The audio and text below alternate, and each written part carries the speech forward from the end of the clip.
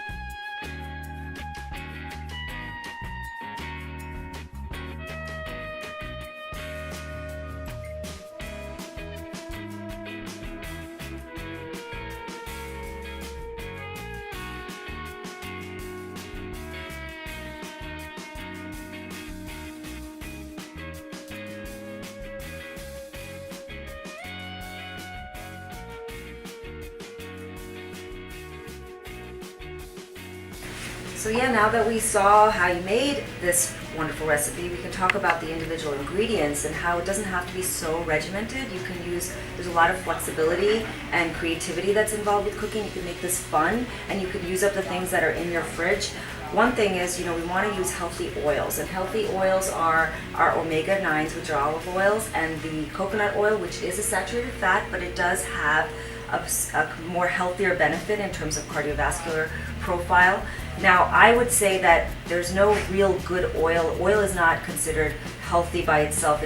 Each oil kind of has its own issues, but there are healthier oils than others. So when you use oils, use them sparingly, but when you use coconut oil, or you have other options, Elena? Yeah, if you wanted to switch it up and use something different, you could always try avocado oil or flaxseed oil too.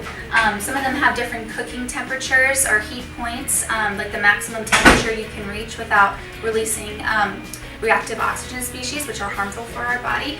So just keep that in mind when you're cooking with your oils as well. And then when you start to use quinoa, quinoa is great for the protein and the carbohydrate. And you have the black beans for the antioxidant. What other options do you have for the black beans? Oh, so if your kids, or if you're not a fan of black beans, you can always add in something else. Maybe something with a little bit different color. I don't know. I think the black beans kind of make a good maybe like trick their mind into thinking that it's still a meat type of thing if you're trying to get your kids to eat it. But you could use garbanzo beans. You could use lentils. Right. Really anything. Great. And then the other option is the veggies that go into it. So make sure that they're colorful, they're bright. Use what's in the fridge. It's not regimented that you have to use what we've used today, because all veggies and fruits, they're our highest source of antioxidants, and each color adds its own nutritious value. So just eat the rainbow and make a different burger each time. Be creative and have fun with it. That's right. Well, thank you, Dr. Rao, for joining us for this recipe. I really appreciate it. If you like this recipe, check it out on our website, rawellness.com. Come into a cooking class, come in to see Dr. Rao's lectures, come visit us for an appointment. We'd love to have you here. So we'll see you next time you stop in.